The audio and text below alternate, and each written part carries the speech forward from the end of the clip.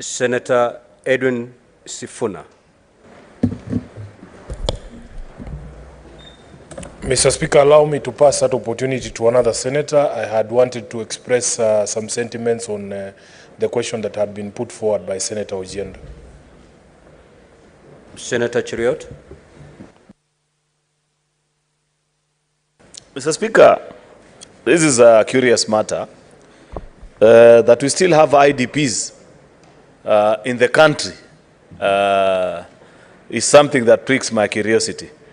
Because, Mr. Speaker, I know that before Parliament, that is in the National Assembly, and I think, if I am not mistaken, even before this Senate, there have been reports of billions of shillings that have been spent to resettle IDPs that came as a result of the difficult times that we had in the 2007-2008 election cycle, Mr. Speaker. And that we have Kenyans, Mr. Speaker, who are still living in camps is something that should prick our conscience, Mr. Speaker, and establish what basically may have led to this unfortunate situation.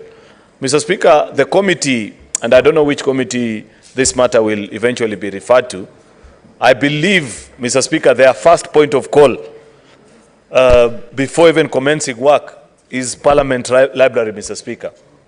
Why do I refer them to the Library of Parliament? It is to bring to fore any reports that have been tabled on this matter, and there have been quite a number, Mr. Speaker, on committees that have investigated, gone around the country, tabulated how many people have been paid, how much of taxpayers' money has been spent on this exercise, the lessons therein.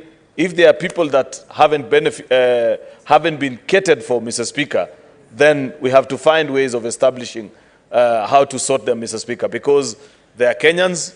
This House has just passed the Preservation of Human Dignity and Conservation of Economic Rights Bill, sponsored by Senator Danson Mungatana a few weeks ago. The bill has just been referred to the National Assembly. This is part and parcel of what we are talking about, that we cannot live in a country, Mr. Speaker, where other Kenyans feel more Kenyan than others, Mr. Speaker, that if there are those who, unfortunately, for one reason or the other, like this being political challenges that came their way, and up to date have never been able to recover and reconstitute and build up their life, Mr. Speaker, then they should be assisted.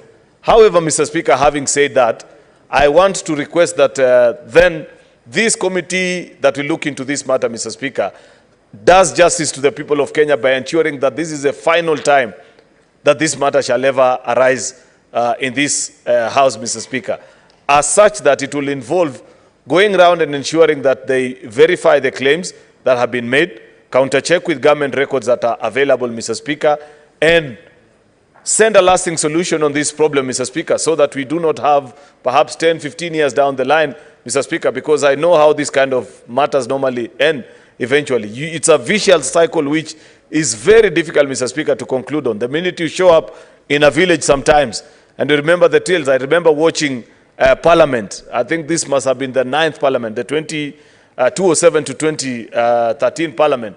The many debates that parliamentarians used to have about, I also have IDPs in my area, there are people who are displaced, and things like that. And I know that government did a lot through the Special Programs Ministry, as was known then, Mr. Speaker, to try and resettle these people. And colossal amounts of money were spent.